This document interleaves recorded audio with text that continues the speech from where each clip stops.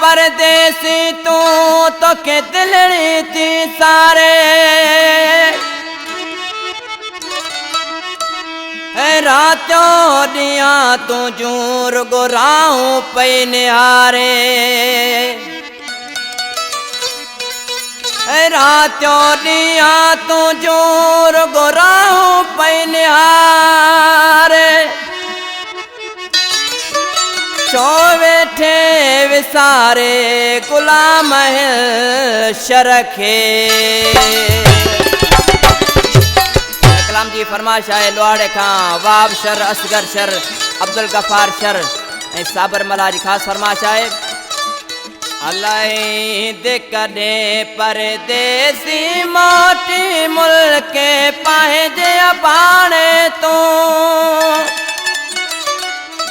हाणे तुझी जुदाई मारे पे अचो मोटी गोठ पुराणे तो हाणे तुझी जुदाई मारे पे अचो मोटी गोठ पुराणे तो अलाए दे कदे परदेसी मोटी मुल्क पंहिंजे पाणे तो हाणे तुझी जुदाई मारे पे अचो मोटी गोठ पुराणे तो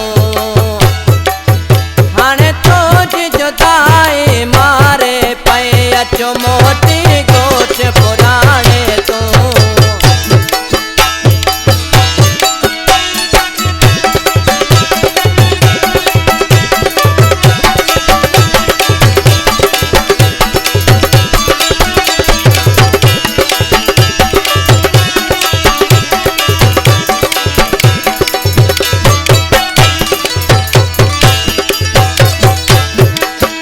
परदेस छड़े अचो परदेसी वरे मुल्क मिलण दिया मोटी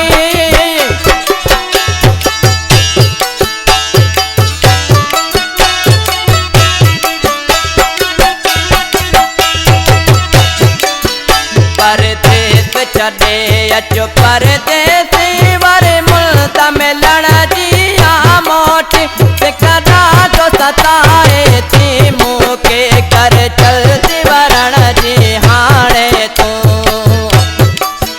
सिकरा जो सताए थी मुके कर चलती वरण जी जानी तू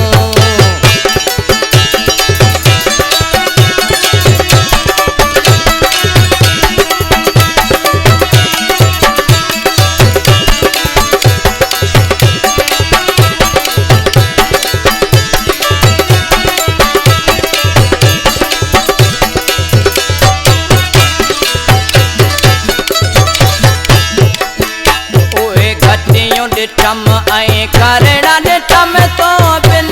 वीरान शहर डिठम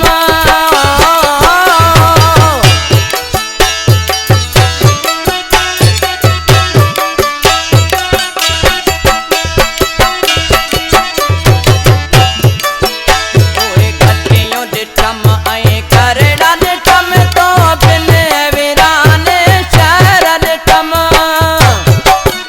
दिल राहूं तो जो निहारे ते पेरी पो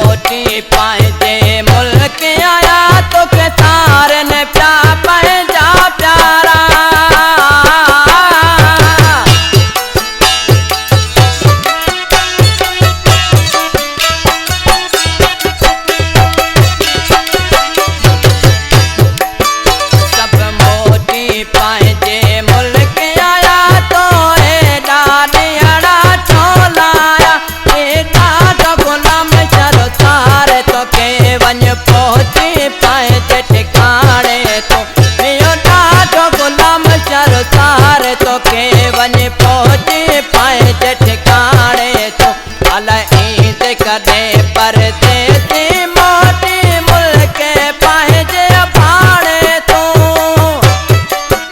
हाणे तुंहिंजी जुदाई मारे थी अचो मोटी गोठ पुराणे तो हाणे तुंहिंजी जुदाई मारे पई अचो मोटी